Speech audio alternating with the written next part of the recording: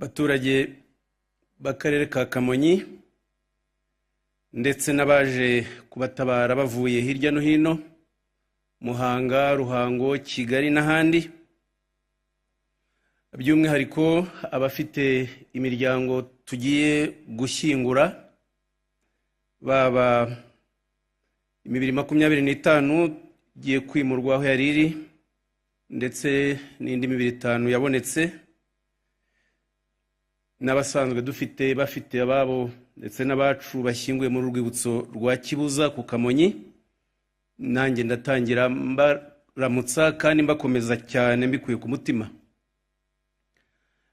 Ndanakomeza by'umwihariko birumvikana ngo Miraronka Aphrodis waduhaye ubuhamya, kuko utanga ubuhamya bizamura akababaro kenshi, ukomere hamwe n'abandi. Bonome nawe duhurira henshi cyane hose mu gihugu, ni hakeya njya simpa gusange nawe umwanya umara uhimba zindirimbo zidukora ku mutima, zibutsa amateka ya jenoside, ariko zitanga n'icyizere n'icyerekezo nawe ukomere igihe kinini. Uyu mwanya w'ikiganiro ni umwanya wo kugira ngo dusobanure amateka.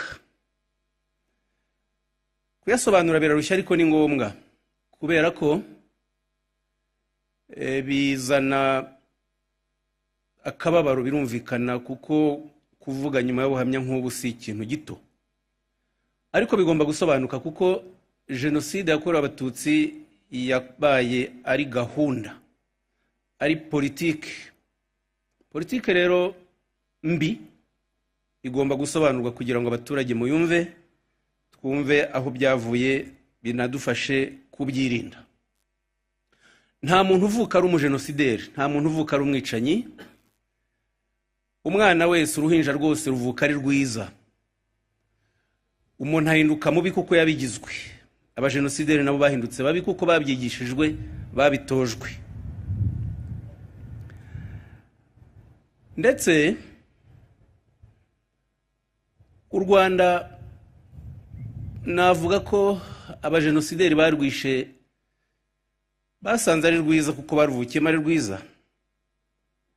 Abanyamahanga ni nabo ba mbere b'Ababiligi batangije irondabwoko n'urwango mu Rwanda n'amacakubiri.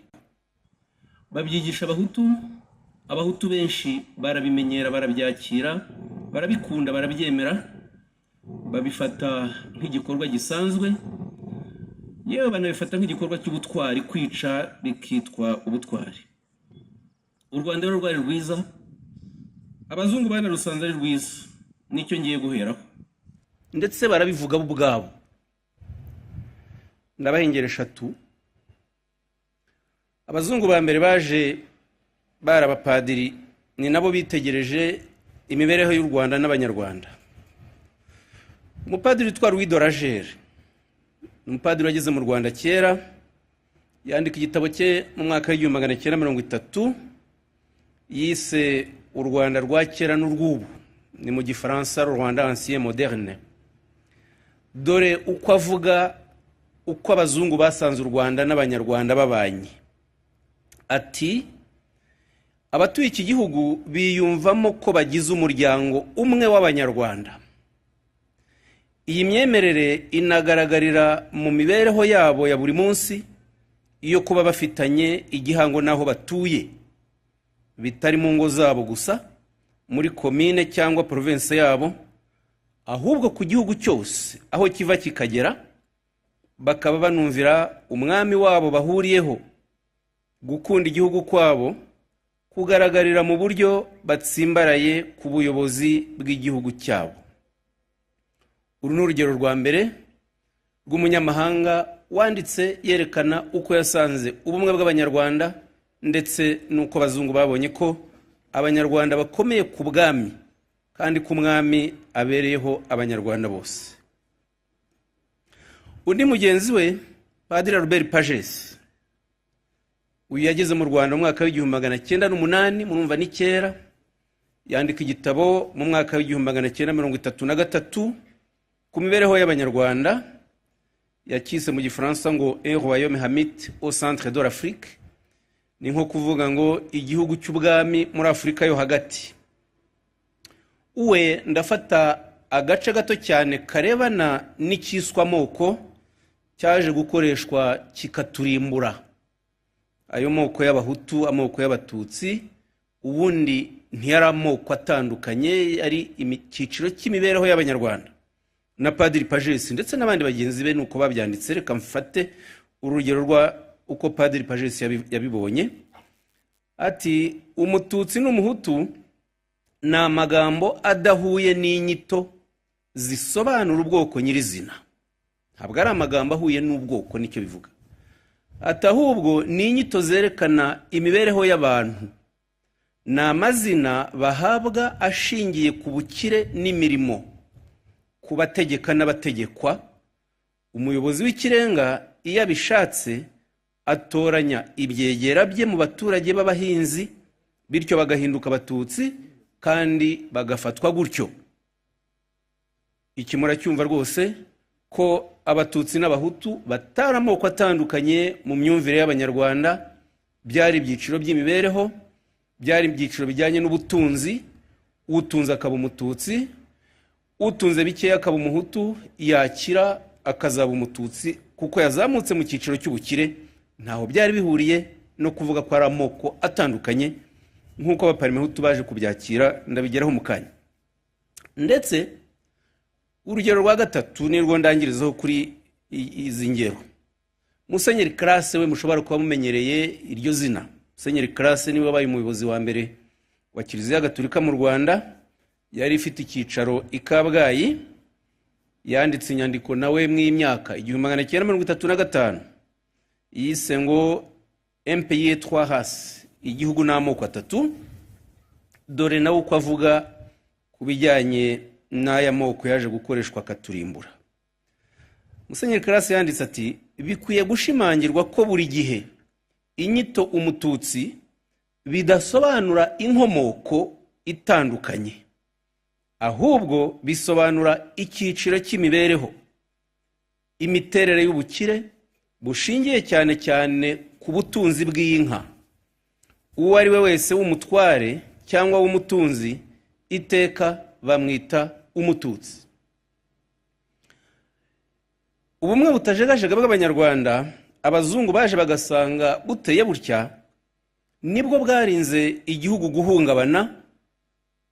Mu myaka hafi 850 yewe hafi 900 ubwami bwamaze buyobora u Rwanda. Ku ngoma z'abami intambara hagati y'abahutu n'abatutsi ntiyashobokaga kubera ko batiyumvaga nk'amoko atandukanye, biyumvaga nk'abanyarwanda. Icya kabiri, biyumvaga nka rubanda rw'umwami, ni nako bifataga, ni nako biyitaga. Kandi umwami nawe akaba umubyeyi wa bose, ntabwo yabaga umubyeyi w'icyiciro akomokamo, yabaga umubyeyi wa bose. Niyo mpamvu bo abanyarwanda banamwitaga Sebantu, ni ukuvuga papa, umubyeyi w'abantu bose, data w'abantu bose. Iyo rero iyi myemerere gakondo ikomeza ikabaho gutya uko yari iteye idashenywe, ntabwo tuba turi mu gikorwa nk'iki cyo kwibuka abatutsi bishwe kubera ko ari abatutsi, bakicwa n'abahutu bumvaga ko babarengeje ubunyarwanda. Kugira ngo bishoboke rero bifite intangiriro, bifite imvano, bifite impamvu nyampamvu. Jenoside ifite aho yakomotse. Aho yakomotse nk'uko abanyarwanda babivuga ko ushaka gukira indwara ayirata, ni ngombwa kuhavuga, kuhamenya, kandi no kuhemera no kuhakira kugira ngo iyo ndwara dushobore kuyikira. Kuko indwara yateye Jenoside yakorewe abatutsi iracyafite ibisigisigi byayo. Intangiriro rero ni ishyaka rya Parimehutu. Icyo mugifate mu mutwe ntikigoye. Ishyaka rya Parimehutu ryanatangiriye muri Perefegitura ya Gitarama, ni akarere ka Kamonyi gaherereyemo, nabyo biraborohera kubifata. Kamonyi, Muhanga, Ruhango, ku ivuko rya Parmehutu, ishyaka ryashenye u Rwanda. Ndabaha ingero zimwe na zimwe zifatika kugira ngo mwumve inkomoko yabyo. Niyo mpamvu nanahereye kubereka uko u Rwanda rwari rumeze mbere y'uko abazungu baza kurusenya. Ishyaka rya Parmehutu ryatangiye ku mugaragaro ku itariki 25 Nzeri 1959. Rishingwa na Kayibanda afatanyije n'abandi bagenzi be 8. Hanyuma Kayibanda aza guhabwa inshingano zo gutangaza yuko iri shyaka rishinzwe n'icyo rigamije. Ajya i Butare ahura na Gitera wari warashinze ishyaka rya Prosoma, bari bagiye kugirana ubufatanye. Ishyaka rya Prosoma ryari rimaze imyaka 2 ririho, ryashinzwe ku itariki ya 1 z'ukwa 11 1957, ariko ritangira rishyira hamwe nkuko Parmehutu nayo yatangiriye Kabgayi ari ishyira hamwe. Ku itariki 25 Nzeri rero 1959, Kayibanda yahuriye na Gitera muri Hotel Faucon i Butare, niho yatangaje ko ashinja ishyaka, anavuga intego yaryo muri aya magambo ati: ishyaka ryacu rirareba inyungu z'abahutu, tugomba kuba urumuri rwa rubanda nyamwinshi, tugomba gusubiza igihugu bene cyo, igihugu ni icy'abahutu. Aya magambo mvuze make y'intego ya Parmehutu yatangajwe na Kayibanda niyo shingiro, niyo nkomoko, niyo ntandaro, niyo mvano, niyo mpamvu nyampamvu ya jenoside yakorewe Abatutsi, niyo ntangiriro rwose. Jenoside iteka itangirira kukuba hariho umugambi wo gufata icyiciro cy'abantu kikangirwa kubaho, kikandarikwa, agafata n'ikindi cyiciro kikagirwa ko kigomba kwica, byitwa ko kirengera. Hano rero gutangiza ishyaka rivuga ko rikorera inyungu z'icyiciro kimwe cy'abahutu gusa, haba harimo politike génocidaire. Noneho no kwemeza ko igihugu cy'u Rwanda ari icy'abahutu gusa, kandi nyamara cyari icy'abanyarwanda bose, nkuko nabihereyeho mu myumvire no mu mitegekere gakondo, mbagaragariza uko ubwami bwayoboraga nuko abanyarwanda biyumvaga icyo gihe. Ariko Parmehutu itangiye ivuga ngo igihugu n'ibyacyo byose ni icy'abahutu.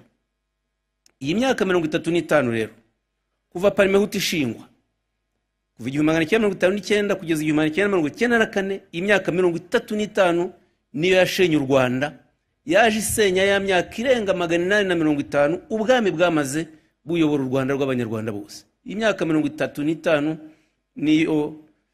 nibyo byago byacu bikomeye. Umurongo wose rero wa Parmehutu wakomereje kuri icyo cyerekezo, iyo myumvire. Noneho ku itariki 27 Ugushyingo 1959 nibwo Kayibanda noneho yahuje abayobozi ba Parmehutu. Ubundi nama yagiye akorana nabo ni nyinshi, reka mfatingi yo kuri 27 Ugushyingo 1959. Noneho icyo gihe abayobozi ba Parmehutu Kayibanda yabahaye inshingano z'uburyo bagomba gushyira mu bikorwa iyi gahunda, ndetse yongera no anatanga ijambo yagejeje kuba Parmehutu abarwanashyaka be, ababwira ko u Rwanda rurimo ibihugu bibiri. Dore amagambo ye nongere nyavuga uko yavuze. U Rwanda ni igihugu kirimo bibiri. Abatuye iki gihugu ntacyo bahuriyeho, ntibahuje imico. Abagituye bameze nk'abava ahantu hamwe hatandukanye, cyangwa abaturage b'imigabane itandukanye. Igihugu n'ibikirimo ni iby'abahutu kuko ari bo banyarwanda nyakuri, mufata aho ngaho. Mu bigereranye n'uburyo nababwiye bwanditswe na Padiri Pages, Padiri Louis de Lager, Musenyeri Classe, uko u Rwanda rwari urwa bose, mwumve imyumvire Parmehutu yo itangiranye.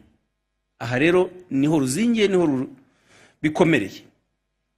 Ntabwo byatangajwe gusa, ahubwo Parmehutu yanabishyize mu nyandiko shingiro bita manifeste. Ubundi manifeste y'ishyaka niho havomwa ibitekerezo, niho hakurwa gahunda zose igihugu kigenderaho. manifeste za parimehutu nazo zubakiye ku iyo ngingo. Baho urugero rwa manifeste ya kane yasohotse ku itariki 7 Kamena 1969 yemejwe na kongere ya parimehutu yabereye i Kabgayi, yongeye gushimangira ivuga ngo parimehutu igamije ishema rikwiriye igihugu cyose, rirebera igihugu cya gahutu aho aturuka hose. Mwumve, igihugu cyaretse kuba icy'abanyarwanda cyabaye igihugu cy'abahutu gusa. Parimehutu ntiyaberekeye muri manifeste gusa, ahubwo yabishyize muri politike nayibabwiye, muri gahunda z'igihugu, inashinga ibinyamakuru. Yashinze ibinyamakuru bibiri cyitwaga Jyambere. Jyambere ni impine, ubundi bivuga Jyambere Muhutu. Ishinga n'ikindi cyitwa Ijwi rya Demokarasi. Nko muri Jyambere nimero ya 7 yasohotse ku itariki 17 Mata 1960, bongeye gushimangira ku gihugu ari cy'abahutu.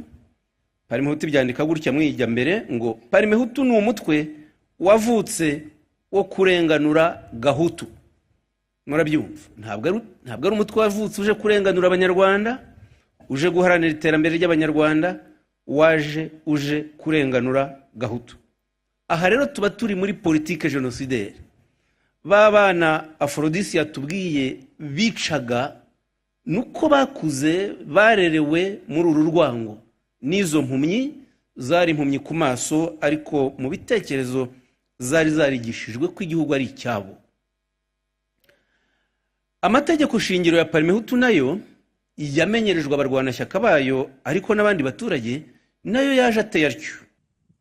Ndetse ngiye kubaha tuntu tugufi cyane tw'amategeko, ni nako yitwaga, kanyita inyito yayo nyasoma uko yavugaga ngo amategeko ya MDR parimehutu, uko MDR parimehutu iremye. Ingingo ya 5 yavugaga uburyo bwo kuyinjiramo, ibishingirwaho kugira ngo wemererwe kuba umurwanashyaka, umuyoboke wa parimehutu, n'ibihano biteganyirijwe abakosheje cyangwa se abatariye. Muri ibyo byose, muri ayo mategeko, parimehutu yongeye gushimangira ko ari ishyaka rigamije amajyambere y'abahutu. Byanditse gutyo ngo abanyarwanda cyangwa se abahawe ubunyarwanda bujuje ingingo zikurikira bashobora kwinjira muri parimehutu iyo bujuje ibikurikira. Mwumva icya mbere cyasabwaga kutagira icyo bahungabanya cyakwicira ishyaka ry'amajyambere y'abahutu. Mufate icyo ngicyo, ishyaka ry'amajyambere y'abahutu. Uvuga ngo umuntu ashobora kwemererwa kwinjira muri parimehutu niba basanze mu myitwarire ye nta kintu kizabangamira ishyaka ry'amajyambere y'abahutu. Icyo bivuze ko uwazaga arwanya irondabwoko, aharanira ubumwe bw'abanyarwanda, yumvisha ko u Rwanda ari urwa twese, urwa bose, urwa buri munyarwanda, icyo cyari icyaha mu myumvire ya parimehutu, uwo yabaga arwanya amajyambere y'abahutu. No mu bihano, ingingo ya 6 n'iya 7 zateganyaga bihano n'ibyaha ku babaga bakosheje. Kavuga ko ngo ibihano biteganyirijwe abari muri parimehutu ni uguhagarikwa cyangwa se kwirukanwa. Zikavuga ko kimwe mu byaha, nuko nguko ngiye kukivuga ko kimeze, kimwe mu byaha ni ukuba ufite icyo wononeyeho gikomeye ishyaka ry'iterambere ry'abahutu. Kuba ufite icyo wononeyeho gikomeye ishyaka ry'iterambere ry'abahutu. Uyu murongo rero gushimangira ko parimehutu ari ishyaka ry'amajyambere y'abahutu ni wabaye umurongo wa leta ya parimehutu yagendeyeho mu mitegekere y'igihugu, kandi n'abayobozi bayo uko bafataga ijambo baribwira abanyarwanda cyangwa baribwira abanyamahanga niwo murongo bagaragazaga. Cya kinyamakuru kindi nababwiye bashinze cyitwaga Ijwi rya Demokarasi, cyo cyari gishinzwe kwandika inyigisho zigomba guhabwa abaparimehutu ariko n'abandi banyarwanda kugira ngo bose bayoboke icyo bitaga amatwara ya parimehutu. Ijwi rya Demokarasi nimero 30 ryasohotse muri Kanama 1962, bashyizemo inyandiko igenewe abana, dore ndetse yari igenewe abana ariko yahabwaga n'abarezi, abarimu nabo bitaga abakangurambaga ba Parmehutu, izina bakoreshaga n'uvuga ko babitaga propagandiste. Propagandiste yari stati ikomeye, wari umwanya ukomeye wo kuba umukanguramatwara wa Parmehutu, nabo babaga bafite akagatabo. Dore rero inyigisho bagomba guha abana n'ibisubizo byazo, nabwo nafashemo duke cyane kugira ngo mwumve iyi ideology y'urwango uko yigishijwe, uko yacengejwe mu Banyarwanda, nuko abahutu benshi bayakiriye, benshi cyane. Ikibazo Parmehutu ni iki? Igisubizo, Parmehutu ni umutwe warenganuye Gahutu. Ibiri ni biri muri rya jwi rya demokarasi nababwiye, nimero 30 yo muri Kanama 1962. Ibibazo bigomba kwigishwa abana n'ibisubizo bagomba gufata. Parmehutu ni iki? Parmehutu ni umutwe warenganuye Gahutu. Ikibazo, ariko se nta wakwishingira irindi shyaka ritari Parmehutu? Igisubizo, agira ngo yerekeze he Gahutu, Parmehutu irabibajije. Ikibazo, ese nk'ubwo umuparmehutu cyangwa umuparmehutu kazi yakurikira agashyaka gashya? Igisubizo, nta muparmehutu ugaragurika. Parmehutu ni umutwe wakuye Gahutu ku ngoyi ya Gatutsi. Parmehutu ntirambirwa, Parmehutu ntigaragurika. Nshobora gukomeza nkabaha ibi bibazo n'ibisubizo bigenewe abana, bigenewe abarezi, bigenewe Abanyarwanda. Abakangurambaga ba Parmehutu babaga bafite bitwaza, bigisha hose, kugira ngo mwumve. Mutumvise ibingibi ntabwo mwakumva uburyo u Rwanda rwarozwe n'iri shyaka. Iri shyaka rya Parmehutu niryo ryaroze u Rwanda, niryo ryarwishe. Ibibazo rero n'ibi bisubizo abana bakuraga ari byo bazi. Iyo yabonaga umwana w'umututsi ntabwo yamubonaga nk'umwana ukwiye ishema, ukwiye agaciro, ukwiye igihugu, ukwiye icyubahiro. Yamubonaga nk'umwana utari mu gihugu cye, utagikwiye, kuko ari byo babaga baramwigishije, nibyo babaga baramutoje. Byaninjijwe rero mu burezi. Iri ronda bwoko ry'igihugu cya Gahutu ryinjijwe mu burezi ko abahutu aribo bagomba kwiga ari benshi, kandi bigakorwa mu gihugu hose. Byemezwa muri manifeste ya gatatu yo ku itariki 21 Kamena 1964. Ibanza gukora isuzuma, bishimira yuko abana b'abahutu bamaze kwiga ari benshi. Babyandika batya ngo Parmehutu yishimiye, ishima n'abaparmehutu bukuri ko guhera muri 59 Parmehutu itigeze ihwema kurangiza porogaramu yayo yo kwinjiza Gahutu mu mashuri yisumbuye. Izihatira kujijura abaparmehutu, cyane cyane abarwanashyaka bayo. Murumva ko navuye muri 59 ngeze muri 64. Murumva uburyo iri ronda bwoko rigenda rikura, ririgishwa abaturage, ariko rinagejejwe mu mashuri, ko mu mashuri ari ngombwa kwinjizamo abana b'abahutu, cyane cyane mu mashuri yisumbuye. Aphrodis rero urumva impamvu batakwemereraga ko ujya muri aya mashuri, ntabwo yari ayawe. Ibyo wari umurongo wa Parmehutu, ariko na Habyarimana niwo yakomerejeho. Hari abashinyaguzi bajya nshotora ku mbuga nkoranyambaga ngo we Bizimana iyo uvuga ibi ngibi ubeshya ngo Parmehutu na MND zarenganyije abatutsi, zabuje amashuri, ngo we wizute.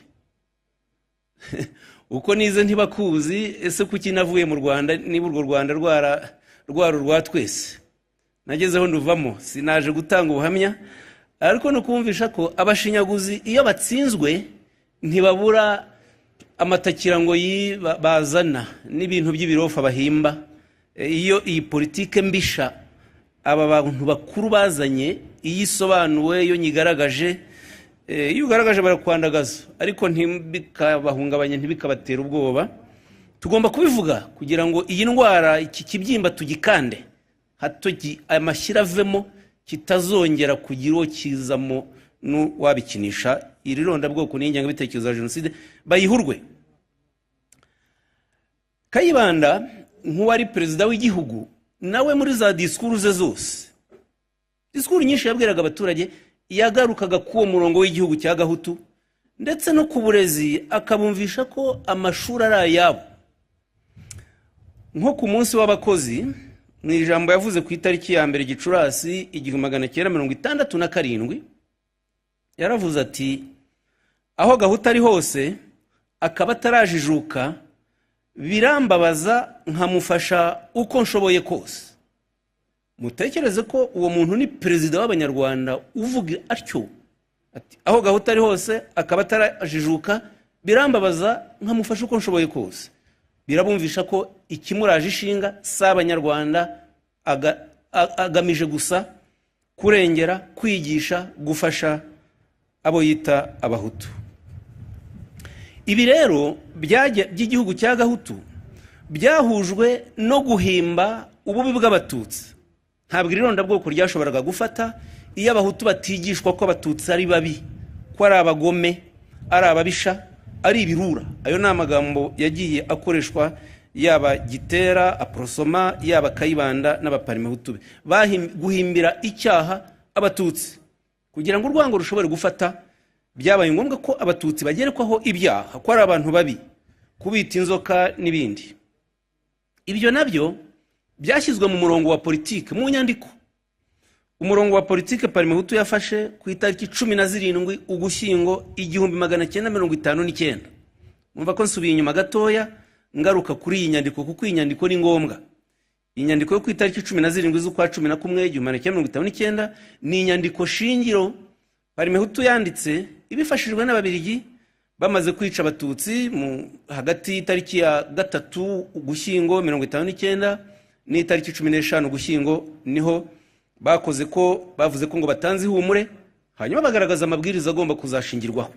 Iyi nyandiko rero yemeje ibintu byinshi y'ibigomba gukurikizwa. Dore uduce dukiyangiye kubasomera. Baratangira bishimira ko Abahutu bisha Abatutsi, bakavuga batya: rubanda nyamwinshi b'Abahutu bishimiye kuba barihoreye kubikomerezwa by'abirasi byabakandamizaga, ariko bakaba bafite ubwoba ko abo banzi babo nabo bazihorera byanze bikunze, kuko bazwiho kurangwa n'urwango rwinshi no kuba bantamunoza. Aha murumva buryo urwango rutangiye ububi butangiye gushyirwa ku Batutsi. Baratangira babwira Abahutu ko bakwiye kwishimira kuba barisha Abatutsi. Ni ukuvuga ko kwica Umututsi ntibikibaye icyaha, ntabwo ari ikibazo, si igikorwa kigomba kugiraho kibabaza, ni igikorwa cy'ubutwari, cy'ibyishimo. Ndetse bagakomeza babwira yuko Abatutsi n'abanzi kuba barabishe rwose byigira uwo bitera ikibazo, byigira uwo bikomeretsa, byigira uwo bihangayika. Barakomeza bavuga ngo kubera iyo mpamvu Abahutu bararwanya ko impunzi zisubirana uburenganzira ku mitungo yazo. Barifuza gukemura ku buryo budasubirwaho ikibazo cy'umutwaro w'Abatutsi. Aha ni ahantu hakomeye.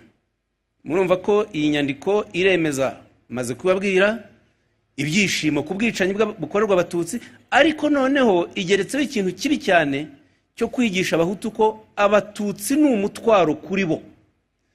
Iyo ikintu ari umutwaro kuri wowe, icyo ukora n'iki? Urawitura. Umutwaro ni ukuwivanaho ukawigizayo uko bishoboka byose, kubera ko umutwaro urakuvuna, umutwaro ukugirira nabi. Aha rero mwumva ko Abatutsi baritirirwa ko bavuna igihugu, baravuna Abahutu, kandi bigiye mu nyandiko ya politike shingiro ya Parimehutu. Ibi rero nibyo byaranze imiyoborere ya Parimehutu kuva muri 59, ariko no kuva u Rwanda ruhawe ubwigenge bwite gutyo, kuva muri 62 kugeza 73 Kayibanda avanyweho. Ku isabukuru y'imyaka 10 y'ubwigenge mu mwaka w'1972 ku itariki ya mbere Nyakanga, u Rwanda rwijije isabukuru y'imyaka 10 rwavugaga ko rumaze rwigenga. Icyo gihe Perezidansi ya Repubulika yayoborwaga na Kayibanda yasohoye igitabo yavugaga yuko cyitwaga ngo ni ingingo z'ingenzi mu mateka y'u Rwanda. Cyari igitabo kigaragaza intambwe imaze guterwa muri iyo myaka 10 y'ubwigenge. Ariko mwumva birimo, ngiye kubasomera duke turi ku rupapuro rwa 3. Urupapuro rwa 3 muri bwumvemo yangenga bitekerezo y'igihugu cya Gahutu ndetse n'ububi bw'Abatutsi. Urupapuro rwa 3 duko havuga ngo Abatutsi ni abanyamahanga kimwe n'abazungu. Abo banyamahanga bombi basangiraga kunyunyuza amaraso no kurya imitsi ya Gahutu, baramwonka karahava. Mwaka kantu gato cyane. murumva ikintu kimwe ngo abatutsi si abanyarwanda ni abanyamahanga kimwe n'abazungu. Noneho abatutsi bagiye kwitirirwa kuba bateye nk'abakoloni kandi ko bafatanyije n'abazungu ngo bakanyunyuza amaraso y'agahutu. Aba baparimehutu bakoreshaga imvugo ziri bwumvikane ko ari mbi, zigatera umujinya, zigatera agahinda abahutu bazumva. Kuko kubwira umuhutu ko umututsi yakunyunyuje amaraso, uwo muntu wakunyuje amaraso uri bumwange pe, ndetse n'abamukomokaho ubangane ubifatanye. Iyi nyandiko irakomeza ku rupapuro rwa 10. Noneho bagiye kumvisha umuhutu uburyo umututsi yamukandamije, uburyo yamupyinagaje. Dore amagambo bakoresha ndayasoma uko ari. Umuhutu ntacyo yari cyo, abatutsi baramusuzuguraga, baramunenaga, bamukoreshaga nk'ingorofani, bamutwaraga utwe igihe bashakiye, bamukubitaga iz'inzoka, bamuciraga mu maso, aho ahise bakamuhindura ruvumwa, ikibaye cyangwa ikivuzwe ngo ni icyo gihutu, dore uko gisa, dore iyo ndeshyo, dore iyo ndoro, dore imfundiko nk'iz'ubuhiri, dore ayo mazuru nk'ay'imivuba, n'ibindi byose byo kumugiraho ifundi igira ibivuzo. K'umututsi inka yarutaga umuhutu. Abatutsi bari barakwije ko nta muhutu ushobora gutegeka, ko nta bwenge bw'umuhutu, ntagira ikinyabupfura, ntazi kubana, ntazi gutarama, ntazi gucyocyorana, ntazi guhamiriza, ntazi kubeshya, aribyo bitaga ubwenge. Murumva aya magambo akarishye ariho akoreshwa ku munsi w'isabukuru y'imyaka 10, kandi ni igitabo cyasohowe na Perezidansi ya Repubulika.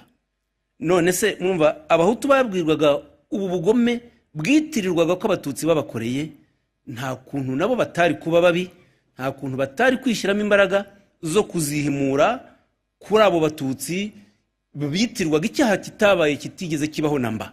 Ni nayo mpamvu mu gutangira ikiganiro natangiye mbereka ishusho y'imibanire y'abanyarwanda bari bafitanye mbere yuko abakoloni baza na mbere yuko parimehutu ivuka, ngo yigishe ururwango, yigishe aya macakubiri, yigishe irirondabwoko.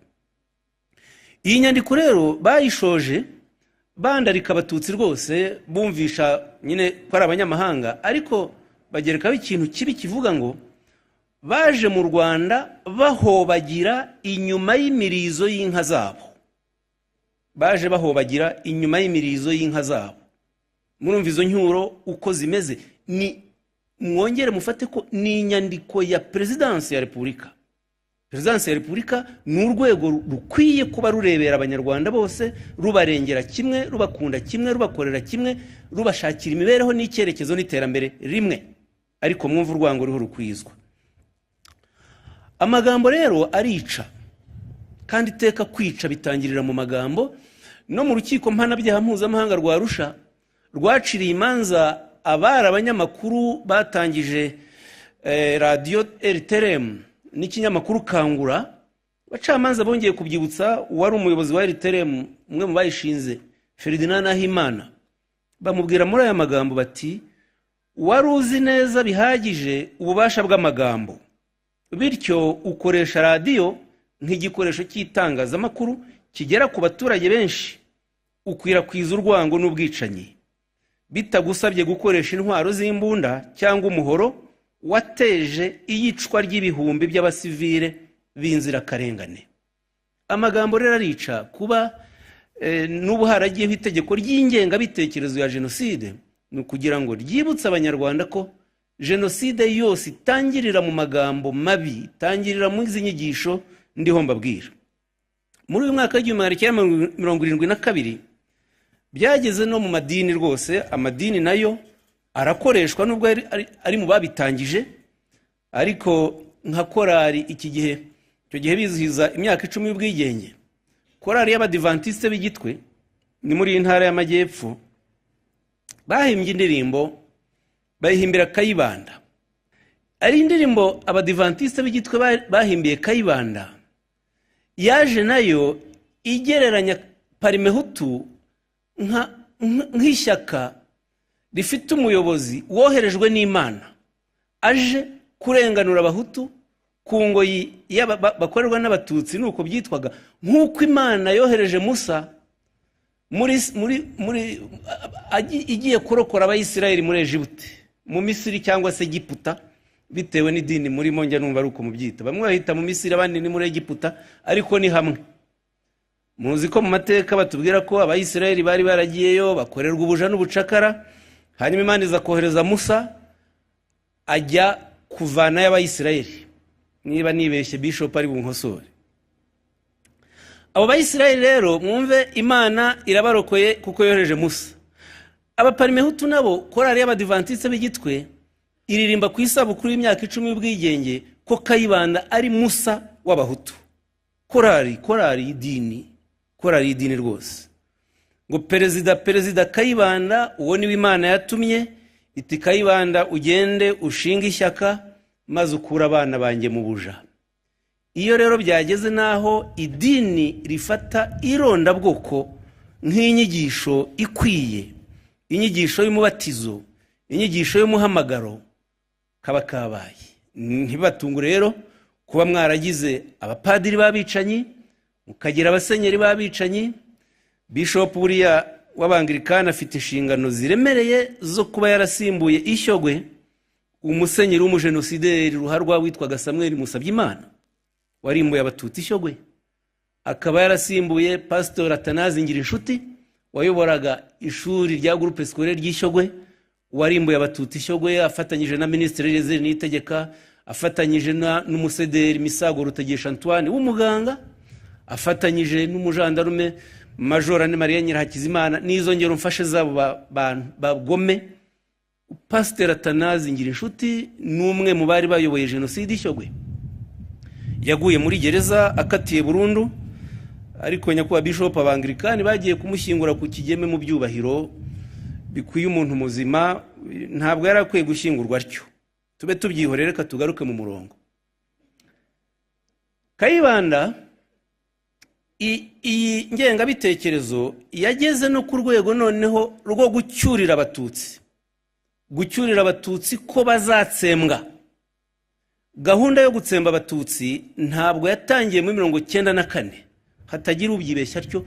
Yatangiye muri 1959, ariko Kayibanda amaze kuba perezida wa Repubulika akayivuga ku minsi mikuru yose aho abishakiye, kwibutsa abatutsi ko igihugu atari icyabo kandi ko bazatsembwa. Dore nk'ijambo yavuze, kandi iteka nafashe ingero z'iminsi mikuru. Ni ijambo yavuze ku itariki 28 Mutarama 1964, ku isabukuru ya gatatu y'umunsi bitaga wa demokarasi. Yaravuze ati, bana b'abatutsi, tugerageze twibaze, nubwo bidashoboka, muramutse mushoboye kwigarurira Kigali, muribaza akaga mwaba muteye kababaho by'umwihariko, kuko mwakwicwa mu ba mbere. Sinirwe mbishimangira, murabyiyiziye ubwanyu, mubyibwire, izaba imperuka yanyu ndetse yihuse y'ubwoko bw'abatutsi.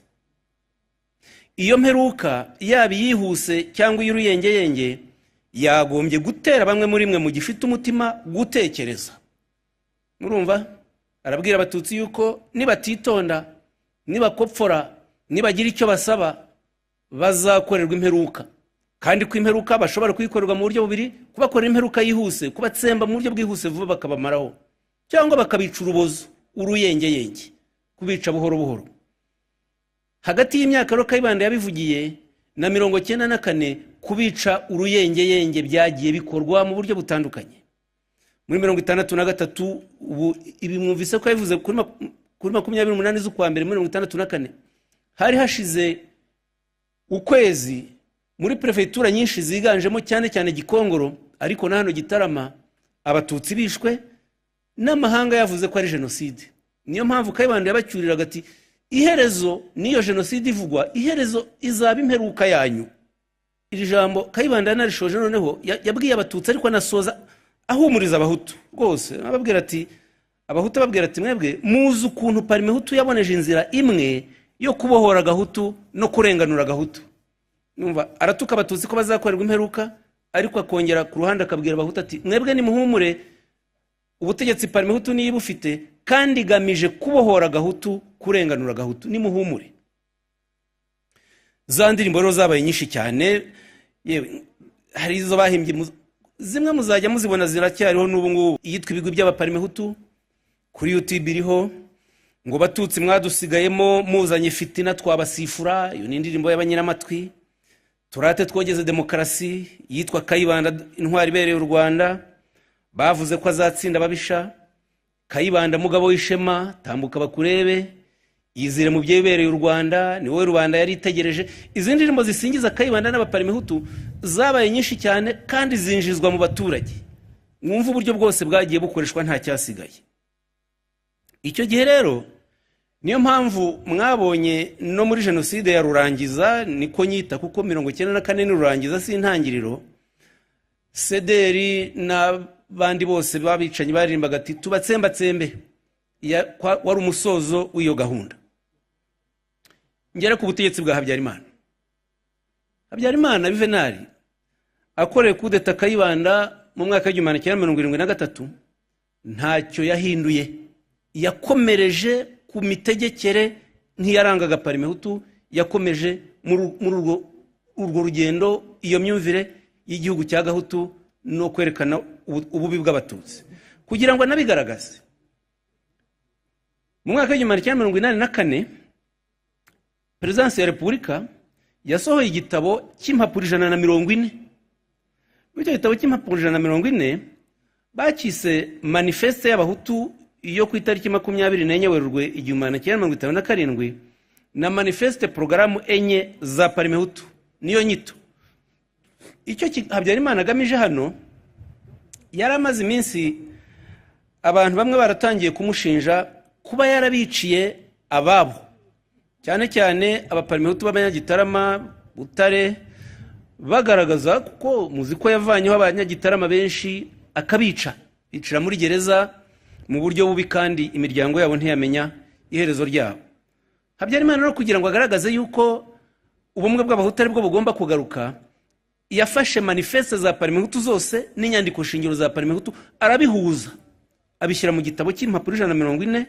Noneho iki gitabo gikwizwa mu gihugu hose, gihabwa amashuri, gihabwa abarezi kugira ngo bajye bakigisha, agaragaze ko ariho yiyunga na parimehutu, ko abahutu bose ari bamwe, nubwo abakiga bafite icyo bahemukiyeho abanyenduka. Icya kabiri, Habyarimana ubwo ni kimwe kibereka ko imitegekere Habyarimana ari imwe n'iya parimehutu, nicyo kongera gutangaza manifeste zayo zikaba igitabo shingiro cya Perezidansi. Habyarimana urwo n'urugero rwa kabiri ngezeho, akimara gukora kudeta nyuma y'ukwezi ku itariki ya mbere z'ukwa 8 1973 yavuze disikuru ndende rwose, disikuru ndende irimo gahunda yuko azayobora igihugu n'ibyo azashingiraho. Iyo gahunda amaze kuyitangaza yerekanye ko igihugu kizagendera ku bintu bibiri, yabyise ngo ni iringaniza ry'amoko n'uturere, kuvuga ni irondabwoko mu by'ukuri, irondabwoko n'irondakarere. Iyo porogaramu amaze kuyitangaza yakoze ingendo mu gihugu, yakoze ingendo mu mwaka wa 1976 muri za prefegitura zose, kuva ku itariki 16 Mata kugeza ku itariki 6 Gicurasi, murumva n'ukwezi n'igice, agenda muri za prefegitura zose. None ibyo yaganiriye n'abaturage nanone byashyizwe mu gitabo. Ikiza aba bantu barandikaga, nubwo bandikaga ibintu bibi, ariko byibura bituma hari reference dushobora kubona. Ku kirebana rero n'ubumwe bw'abanyarwanda, dore uko Habyarimana yavuze ati, kuri icyo kibazo cy'abahutu n'abatutsi, abo batutsi bashotora abahutu ntibazi ko imvururu zigarutse ari bo byakoraho. Nanone abahutu nibo benshi, ubutegetsi ni ubwabo. Hano Habyarimana yavugaga impamvu muri 73 bisha abatutsi akanakora kudeta, avuga yuko kuko babarishwe nta kibazo, ahubwo ko nibongera gupfora imvururu zikagaruka abatutsi bazongera bakicwa. Abasubiramo ko abahutu ngo nibo benshi mu gihugu, uburenganzira ni ubwabo kandi ubutegetsi ni ubwabo, ubutegetsi bushingiye ku bwoko. Icya gatatu, ku kibazo kirebana n'impunzi, impunzi z'abanyarwanda zahunze ubwicanyi kuva muri 59, 60, 61, 62, 63 na 73 barongera barahunga abashoboye kurokoka. Leta yafashe ibyemezo byinshi bibi. Ubuhamya Prodisi yavuze avuga ati sogokuru data baburanaga imitungo, ariko imitungo bari barambuwe n'abaparimehutu, bari barambuwe n'abahutu. Kuba barayibambuye rero byari mu itegeko Aphrodis, wenda ntiwari ubizi, ariko bari abahutu barayihawe rwose, bayihawe na leta. Ndetse n'abacamanza bashyirirwaho amabwiriza na minisitiri wari ubashinzwe. Minisitiri wari ushinzwe ubucamanza Makuza Anastase ku itariki 8 z'ukwa gatandatu 1961, uwo mwaka muwumve, 1961, minisitiri w'ubucamanza Anastase Makuza yakoze amabwiriza agenewe abacamanza n'abanditsi b'inkiko, ababwira ko kubirebana n'imitungo y'impunzi z'abatutsi, impunzi byavugaga abatutsi bavuye mu Rwanda bahunze bakajya mu mahanga, cyangwa se abimuwe ku gahato bakajyanwa Bugesera, Rukumberi n'ahandi, ko icyo kibazo nikigera mu nkiko abanditsi b'inkiko batazacyakira, kandi ko n'ibibazo byamaze kwakirwa abacamanza batagomba gusubiza iyo mitungo beneyo. Amabwiriza atangwa na minisitiri ku bacamanza gutyo. Itariki ndayibabwiye 8 Kamena 1961. Bivuze ko n'umucamanza wabaga ashaka gukoresha ukuri ntibyari gukunda, kuko yari yarahawe umurongo w'uburyo agomba guca izo manza, ko abatutsi batagomba gusubirana imitungo yabo.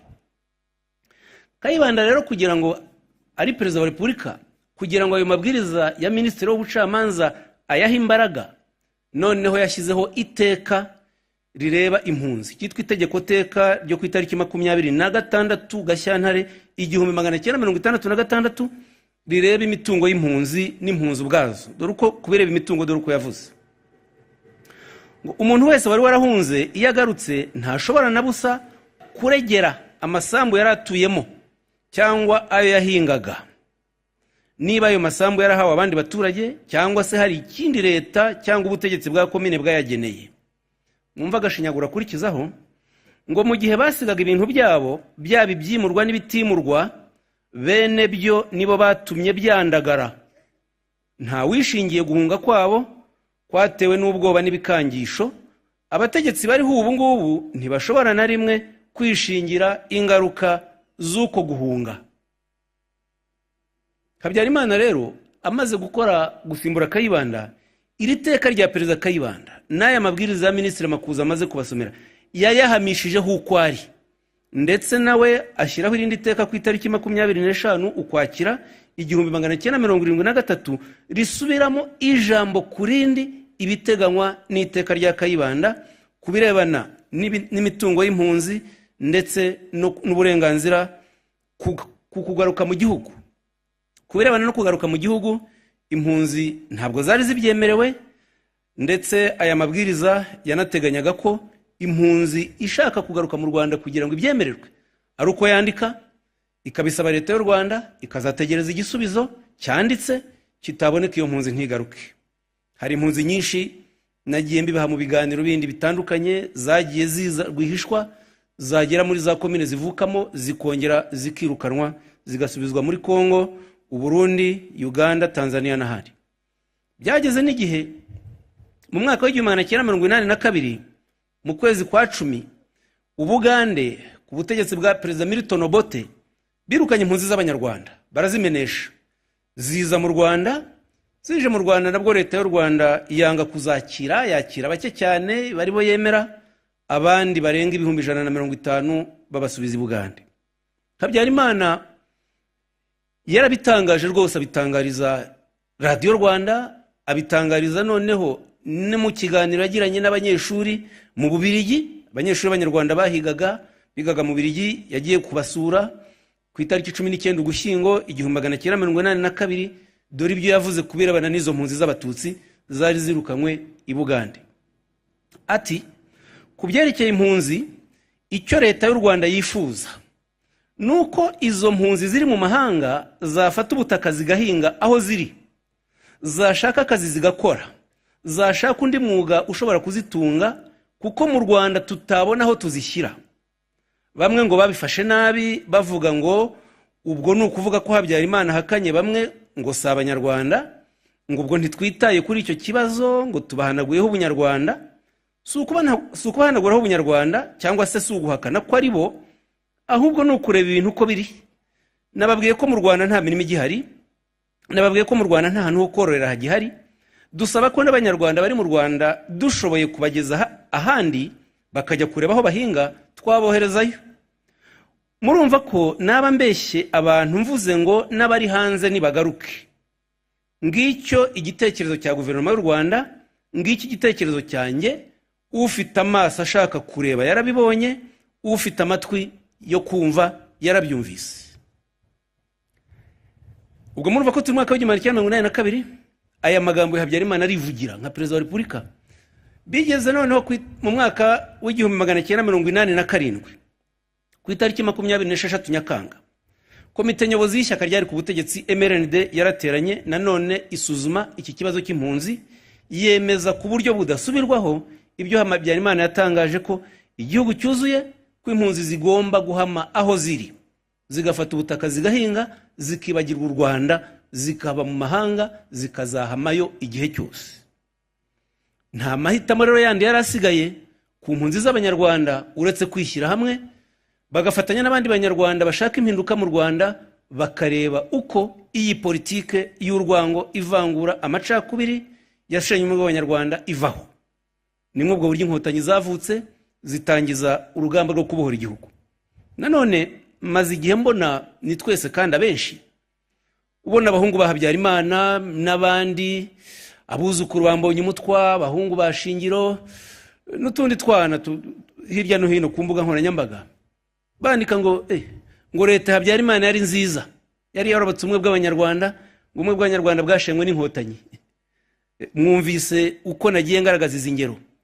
Inkotanyi ntabwo zavutse zije gushoza intambara, zaje zije gukemura ibibazo byashenye igihugu byari mu Rwanda, byisha abanyarwanda. Nagiye nyuramo mu nshamake, ariko izi nyangabirama zirabyirengagiza.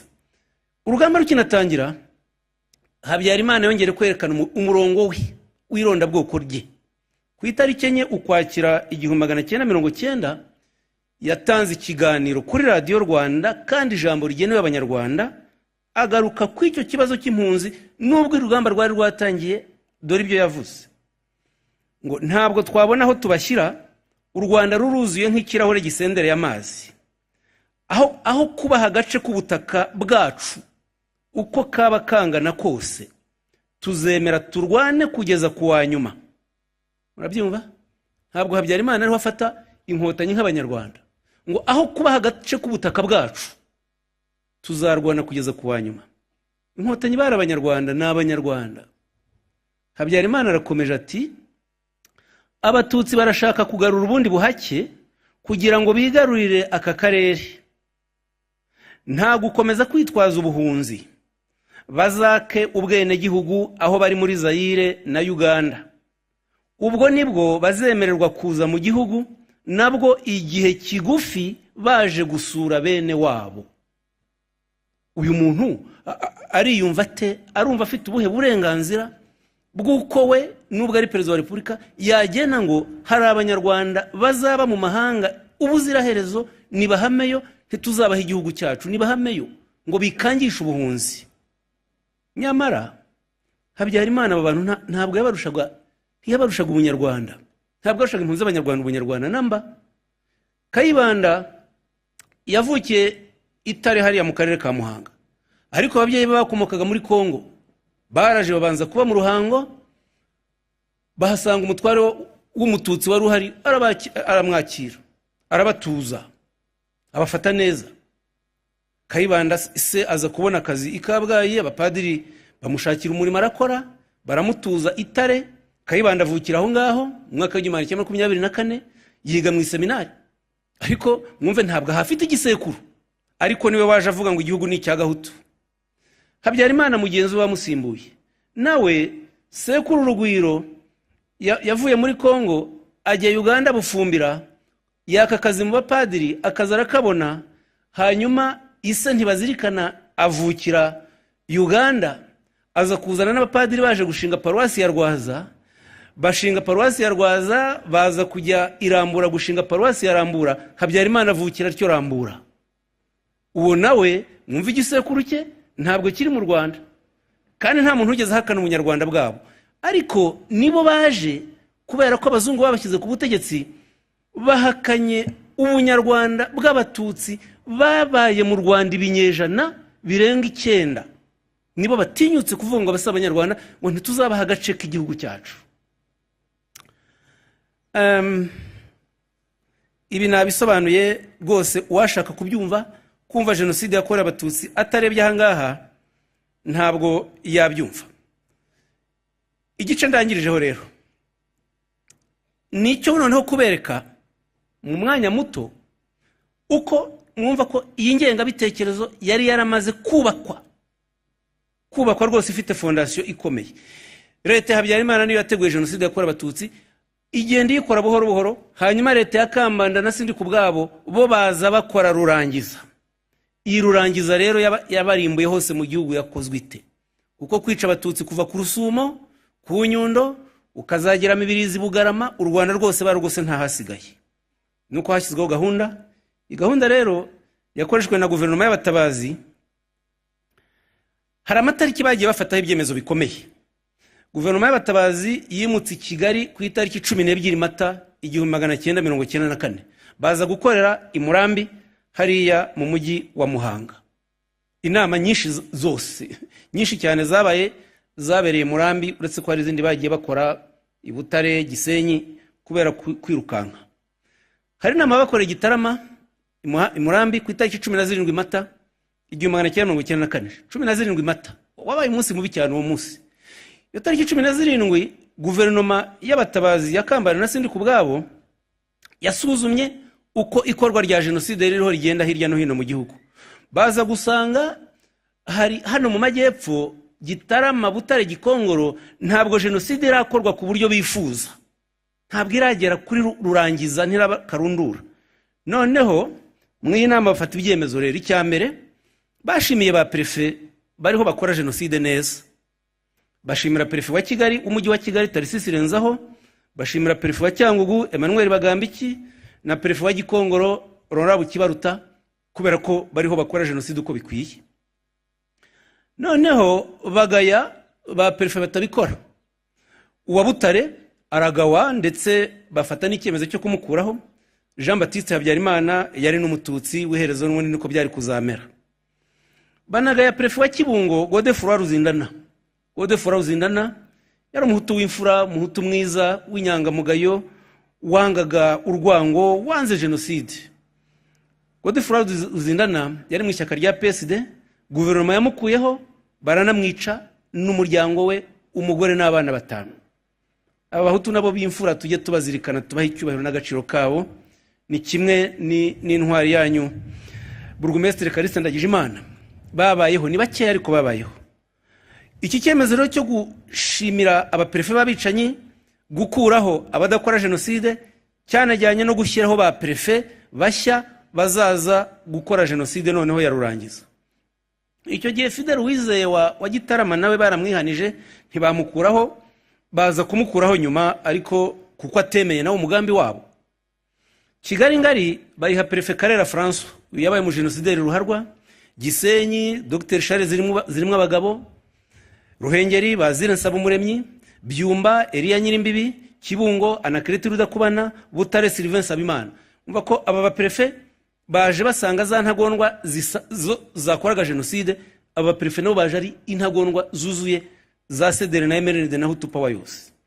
Hanyuma icyo kimaze gukorwa, za prefegitura zari zikigerageza gukora akantu ko kwihangana, hamwe na hamwe batarajya muri jenoside ya rurangiza. Guverinoma itegeka ko ba ministre bamanuka bakajya gufasha aba ba prefe n'abasirikare gukora ubukangurambaga no gutanga intwaro zo gukora jenoside aho bavuka by'umwihariko. Ni mu rwego rero prefegitura ya Gitarama bayishinze aba ministre 3. Uwo bayihaye wa mbere wo kuyikurikirana ni Kalisa Nzabonimana, mwamuvuze. Kalisa Nzabonimana bamushinga cyane cyane kujya gutanga ibikoresho, ni ukuvuga imbunda, amasasu, imihoro n'ibindi n'inzoga mu nterahamwe mu gace yavukagamo Kandiza, komine Nyabikenke, Nyakabanda, Buringa, Rutobwe, kwibanda ku icyo gice. Hanyuma Gitarama yo hagati, ubwo ni ukuvuga umujyi, Shyogwe, bahohereza Eliezer Niyitegeka wari minisitiri w'itangazamakuru, afatanya na Gaspard Ruhumuriza. Niyitegeka yavukaga ku Kibuye, afatanya na Gaspard Ruhumuriza wari mu ishyaka rya PDC uvuka Gitarama. Murumva ko ubwo Gitarama barayigose rwose mw'iyi minsi yo ukwezi kwa kane hagati. Minisitiri Nzabonimana n'aba bagenzi be barahayogoza, baraharimbura. Izindi prefegitura sinzitindaho kuko turi hano mu karere ka Kamonyi, ariko nazibabwira mu buryo bwihuse. Ruhengeri bayishinze nabo havukaga Kazimiri Bizimungu yari minisitiri w'ubuzima, afatanya na Joseph Nzirorera wari umunyamabanga mukuru wa MRND. Gisenyi bayishinga abaminisitiri batatu, wa MRND Augustin Ngirabatware, w'imirimo ya leta Rafikia Sengiyumva, n'uw'imibereho y'abaturage Jean Dodier Habineza. Butare bayiha Paul na Nyiramasuhuko. Gikongoro minisitiri w'amashuri abanza Daniel Mbangura. Cyangugu minisitiri w'ubwikorezi Andrea Ntagerura. Noneho Kibuye yari gifite abatutsi benshi bagihari bari bataricwa, kandi niyo prefegitura muri guverinoma y'abatabazi yari ifite abaminisitiri benshi, yari ifite abaminisitiri 4. Umwe muri bo Eliezer Niyitegeka namabwiye mu kanya, bari bamushinze kuba akora jenoside Gitarama, ariko yaharangiza mu mujyi akazajya ku Kibuye mu Bisesero, kuko yavukaga muri komine Gisovu yegereye Bisesero aho yari iri, gufasha kurimbura Bisesero. Bisesero bayiteganyaga kuzica nyuma, bari bayibikiye. Ariko Kibuye bohereza abandi baminisitiri batatu, Agnes Ntamabyariro w'umugore wari minisitiri w'ubucamanza, Emmanuel Njindabahizi wari minisitiri w'imari, na Edouard Karemera wari minisitiri w'ubutegetsi bw'igihugu, akaba yari na vice perezida wa mbere w'ishyaka rya MRND. Aba minisitiri batatu na Eliezer Niyitegeka waje kubasangayo, nabo baragiye bahabwa kurimbura Kibuye. Ubu byose biriho beremerezwa mu inama nababwiye 17 Mata 1994. Kuri iyi tariki nibwo ibi byemezo mbivugeho nanone. Uwafataga inyandiko mvugo z'ibi byemezo by'inama ya guverinoma ni Shingiro Mbonyumutwa. Shingiro Mbonyumutwa, umuhungu wa Dominico Mbonyumutwa. Ndetse no kugira ngo Shingiro Mbonyumutwa anagaragaze ko ibi byemezo anabyemera, bariyeri imwe muri bariyeri zari Gitarama yari imbere y'urugo rwe, imbere y'inzu ye, aho kenshi guverinoma nakoreraga inama. Bariyeri atoranyaga abatutsi bagikabwayi, bamwe bakicwa abandi bakajyanwa kuri Nyabarongo aho Mutangabuhamya yatubwiye. Ariko ubuzasanga abahungu be bitwa Baruhumuza Mbonyumutwa, ba Gustave Mbonyumutwa, abakobwa be bagenda bakiyamamura ngo turabeshyera uyu muntu. Yahisemo ubwicanyi, ahisemo ubujenosideri aranabukora, ayobora ari directeur de cabinet wa Kambanda, niwe wahabwaga raporo z'uko jenoside ikorwa, akavuga ibikwiye gukomeza gukorwa, uko ubwicanyi bukwiye gukomeza kwihutishwa, agatanga inyandiko abaminisitiri bagomba kwiga uko jenoside igenderaho, kuyitegura no kuyisesengura. None baramufata bakamugira umwere ngo kubera ko ari se cyangwa sekuru gusa. None twebwe tubivuga kugaragaza ukuri, tukibasirwa ngo kugaragaza ukuri ngo ntibikwiye. Oya, ugaragaza ukuri ni ngombwa. Tutagaragaje ukuri ubuse abatutsi twaba tuje kubaherekeza kubibuka dushingiye hehe? Ukuri ni ngombwa, aya mateka ajya amenyekana kandi avugwe, n'abayakoze n'abayagizemo uruhare bavugwe kugira ngo banikosore, kandi hoye kugira uzabisubira. Kuri uwo munsi rero mwumvise uburyo gahunda iri kurikirana. Noneho banafashe icyemezo cyuko perezida wa repubulika na minisitiri w'intebe nabo bakora ingendo muri za prefegitura, bakajya gutanga urugero, bakajya no gutanga amabwiriza yo kwihutisha itsemba abatutsi. Nyuma ya saa sita yo ku itariki 17 Mata 1994 mwumvise ko inama ya guverinoma yabereye Igitarama aho bari. Nyuma ya saa sita minisitiri w'intebe Kambanda yagiye gusura abasirikare aho bari kundiza, ajyana na minisitiri Kalisi Nzabonimana uhavuka. Noneho Kambanda avuga ijambo ndarifite ryo gushyushya abasirikare no kubabwira uburyo bagomba kwihutisha ikorwa rya jenoside, no kubabwira umwanzi wari we, umwanzi wabo n'umututsi. Dore ibyo yababwiye, nafashe nagace gato ngo basirikare ngabo z'u Rwanda, hano ku rugamba mu izina rya guverinoma no mu izina ry'abanyarwanda bose nazanywe no kubashyigikira mu murimo mwiza ukomeye wo kurengera revolisiyo muri 59 n'ubusugire bw'igihugu cyacu. Basirikare ngabo z'u Rwanda, rubanda nyamwinshi maso, nimukomere muhashye umwanzi. Iyi ntambara tuzayitsinda. Nta na hamwe agatsiko k'abantu babiri katsinze rubanda nyamwinshi. Nimuhaguruke mutsembe umwanzi aho ari hose. Umwanzi ni mu mutsembe. Nimuhaguruke mu mutemera aho ari hose. Nimuhaguruke uwo mwanzi tumuhashye tumutesha umutwe. Ni mu mutsembe atazongera kugaruka. Abaturage bahawe intwaro ngo babunganire mu gufunyanga akanyenzi kazajya gacika imbunda zanyu. Babari inyuma. Akanyenzi kazajya gacika imbunda zanyu muzajye mugafunyanga. Murumva amagambo ariho akoresha ijambo ni muteme umwanzi, ni mwica umwanzi, ni mufunyanga umwanzi, ni mufunyanga akanyenzi. Umwanzi aba basirikare Kambanda yabwiraga bari bazi uwo ari we. Mu nyandiko ingabo z'u Rwanda zakoze ku itariki 29 Nzeri 1992 hari haremejwe ko ngo ni inyandiko yakozwe na komisiyo y'abasirikare bakuru 10 bari bayobowe na Bagosora, bemeza ko umwanzi w'u Rwanda ni umututsi aho ava hose, yaba uri mu Rwanda cyangwa uri mu mahanga. Bakamwita ko ari umwanzi w'ingenzi. Hanyuma banemeza mu nyandiko ko hari umwanzi wa kabiri, ni uha wese ubufasha umututsi. Uha ubufasha umututsi nawe ni umwanzi w'u Rwanda. Bivuze ko ingabo z'u Rwanda icyo gihe zari zaritse kuba ingabo z'u Rwanda kuko zanasabwe kwiga no kwigishwa umwanzi. Ingabo z'u Rwanda zigishwa ko umwanzi wabo ari umututsi wese. Bivuze ko iyi ingabo z'u Rwanda z'icyo gihe zabaga zica umututsi, zabaga zikiza umwanzi, zabaga zikora igikorwa cy'igihugu. Nabyo Kambanda ariho babwira ati umwanzi muramuzi ni mu mutsembe. Bari barabyigishijwe guhera muri 1992 muri iyo nyandiko mbabwiye. Ku itariki 17 rero Mata 1994 mugende mufata ibyo byemezo byose mwumva uko bingana. Niyo yonyine ndi bubabwire sinjya kuzindi kuko zaba nyinshi, ariko 17 mwumva ibyabayeho. Kambanda rero nasindi kubwabo ubwo Kambanda ubwo avuye kundiza yahavuye mu masaha 9 saa 8 akomereza ku Gikongoro.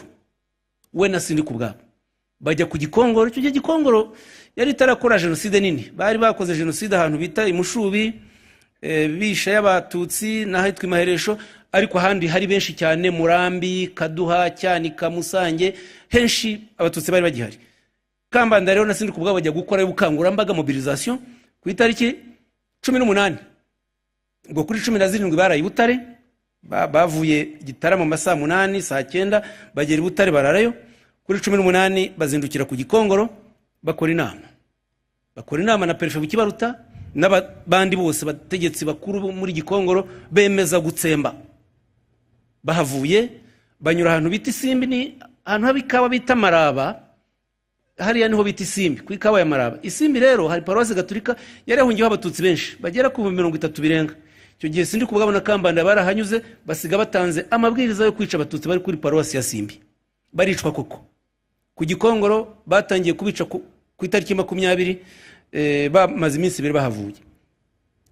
Ku iyo tariki 18 mwumva ko bavuye ku Gikongoro gukora inama, Minisitiri w'Intebe na Perezida sindi kubwabona Kambanda banyuze Isimbi batangije jenoside, hanyuma bakomereje hitwa Icyahinda. Icyahinda ubu ni mu karere ka Nyaruguru na Huye biregeranye. Icyo gihe Cyahinda jenoside bari bayikoze, bayitangiye ku itariki 14. Icyo gihe Icyahinda, Nyumba na Nyakibanda bari bisha abatutsi ku itariki 14, 15 babarimbuye.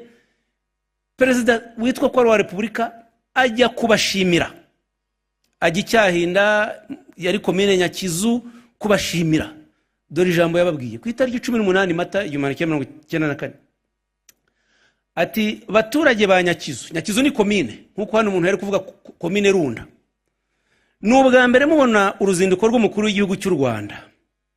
Naje kubashyigikira no kubashimira ibikorwa byanyu byiza muri ibi bihe bikomeye. Nintaha ndaboherereza abantu bo kubafasha gukomeza aka kazi murimo, kandi ndaza kureba nuko nabagenera igihembo. Mukore nko muri 59. mve arababwira ati kuba naje hano nka perezida w'u Rwanda w'igihugu n'ubwa mbere mubonye perezida waje kubasura, naje kubashimira kuba mwakoze jenoside, kuba mwarumvise amabwiriza mukica, mwagize neza, naje kubibashimira.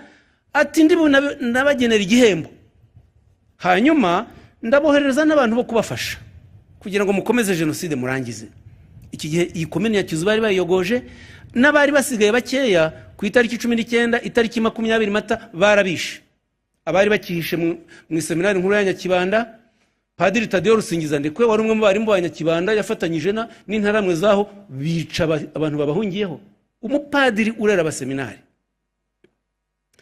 Sindi kubw'abavuye i Butare avuye Nyakizu, ubwo bamaze gushimira bakoze jenoside Cyahinda, aje mu mujyi wa Butare ku itariki 19 Mata 1994, akoresha noneho inama nini cyane yahuje abayobozi bose ba burugumestre, abasuprefe, abayobora gendarmerie, abayobora abasirikare, abayobora inzego z'imirimo, bemeza ubwo prefe Habyarimana Jean Baptiste bara bamukuyeho baranamwica, yimika prefe mushya witwa Sylvain Nsabimana, noneho wo kugira ngo akore iyo jenoside ya Rurangiza afatanye na ministre Nyiramasuko Paulina n'abandi bicanye.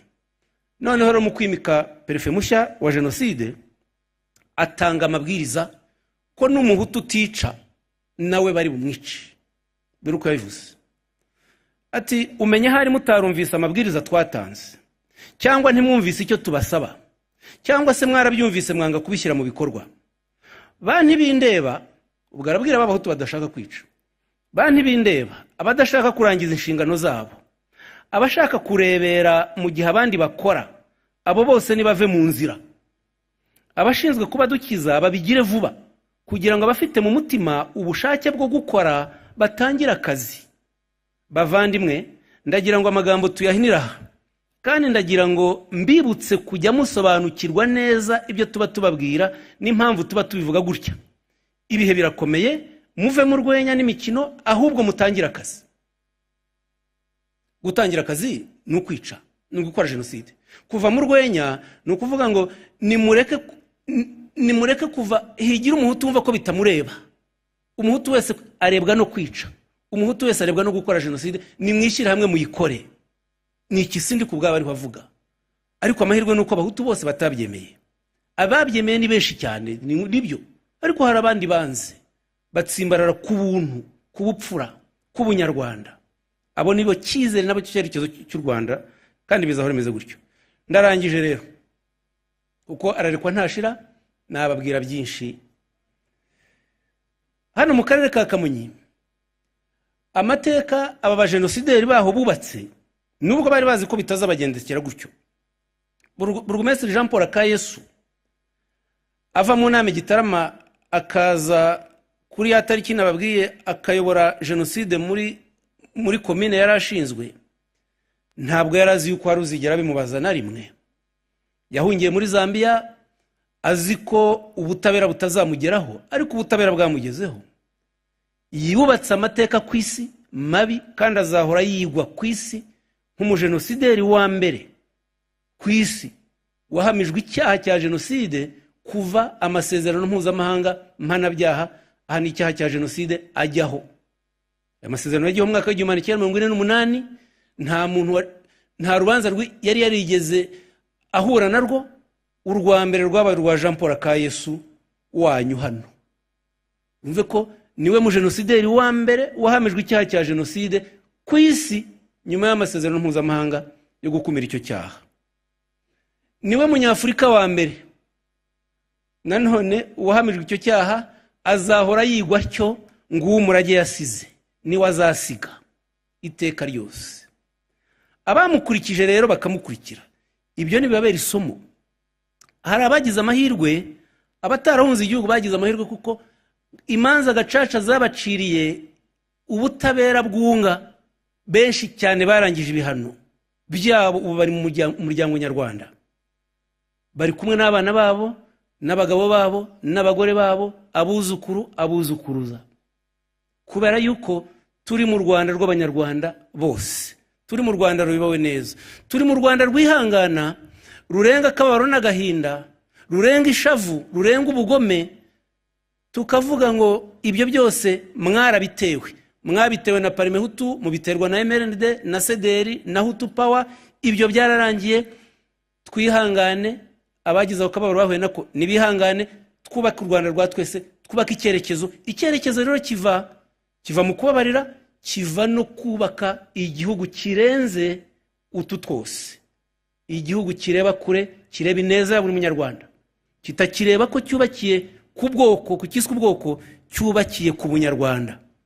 Abakoze jenoside niryo somo bakwiye kuvanamo. Ababakomokaho nabo bagitsimbaraye ku irondabwoko ryaranze ababyeyi babo n'abasekuru, nabo bakwiye kumva ko ineza yabo n'iy'abana babo niyo kwitandukanya n'urwo rwango. Kwihambira mu rwango ntibizigera bibaha amahoro. Bashobora kugaragara neza, bakambara karavate, bakarimba, ariko urwango iyo rukuri ku mutima rurakumunga. Aba bantu ba Jambo rero barengera Shingiro Mbonyumutwa, barengera abajenosideri bose, nibarekeraho. Nibatanarekeraho, twebwe tuzikomereza urugendo rwiza, na FDL yo batashye baraza tukabinjiza mu muryango nyarwanda, bakubaka u Rwanda. Ntabwo u Rwanda ruzongera kumenekamo amaraso, u Rwanda ruzakomeza ubwo rube u Rwanda rw'amahoro ya twese. Nta mwana uzongera kuvuka higwa. Ibi bakwiye kubyumva no kubimenya, kandi niyo mahitamo ni nayo azafasha u Rwanda igihe cyose. Nayo nyakubahwa Perezida wa Repubulika na FPR Inkotanyi bahisemo. Twibuke rero duharanira iryo shema ryo kurinda u Rwanda rwa twese. Mugira amahoro, kandi abashyingura nongeye rwose kubakomeza, ntimuharanwe n'agahinda, mukomere cyane, murakoze.